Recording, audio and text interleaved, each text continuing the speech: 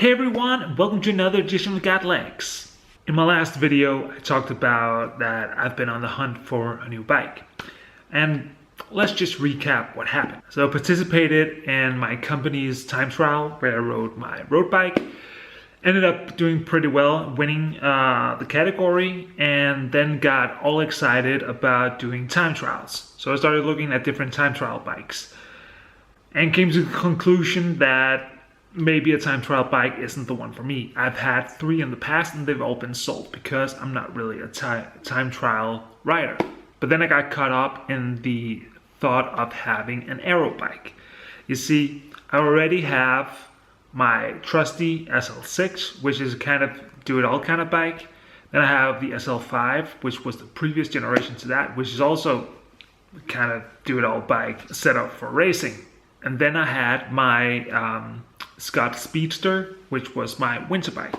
So what was really missing was actually an aero bike.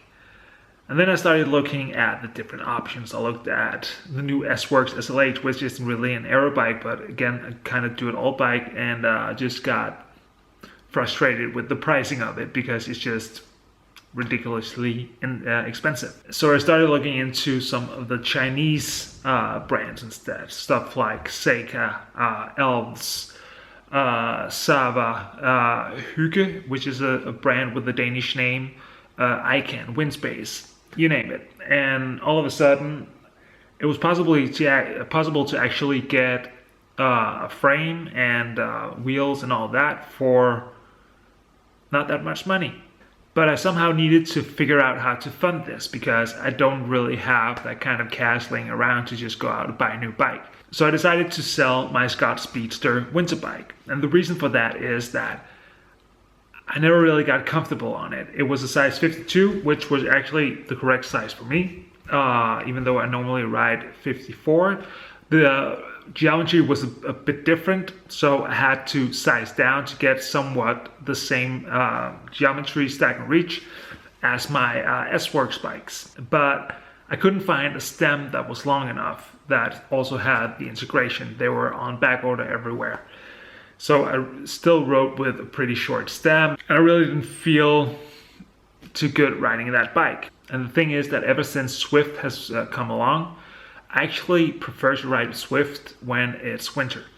I don't like to ride when it's wet or it's icy outside. I just don't like it. So I tend to normally gravitate towards Swift on those days like those. So a dedicated winter bike might not be what I need the most. And then I started looking into, hey, maybe I can get an aero bike with disc brakes that I can actually ride in the winter without fearing that I'll trash up the wheels or anything like that, and still use as a road bike when the summer hits. I started looking at the different options, and some of them were out pretty soon. I really didn't like the geometry of the Icon. The Seika bike was actually a bit too expensive, for me at least. The Windspace was kind of looking promising, but even there, like aero bike still felt a bit like a do-it-all kind of bike. And then there was the Elves Falath Evo, which was about as aero as you can possibly imagine a bike can be. If it's more aerodynamic than the others, I have no idea, but it looks very much more aerodynamic, so that's the one that I went with. And you can find all sorts of videos around on YouTube about the inside of the frames and how it's built up and all that. I don't really care about that. I want to know how this bike rides and know how this builds up.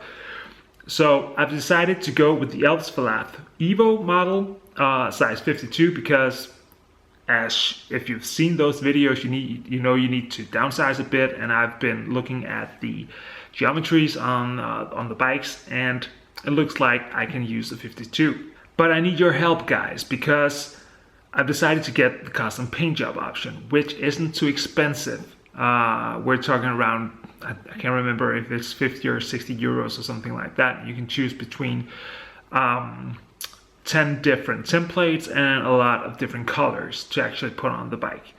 I've opted for that, and they've made some suggestions for me. So right now I need to decide whether I'd like it with the white logos or the black logos.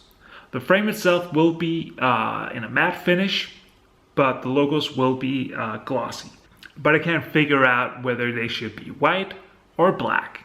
So please guys, comment in the comment below what you would choose. Would you go with the white or with the black? So that's it for me for now, guys. Please comment in the comment section below whether or not you would go with white or black, and maybe why you're going with that color option. Make sure to subscribe to the channel, watch the other videos, and until next time, bye!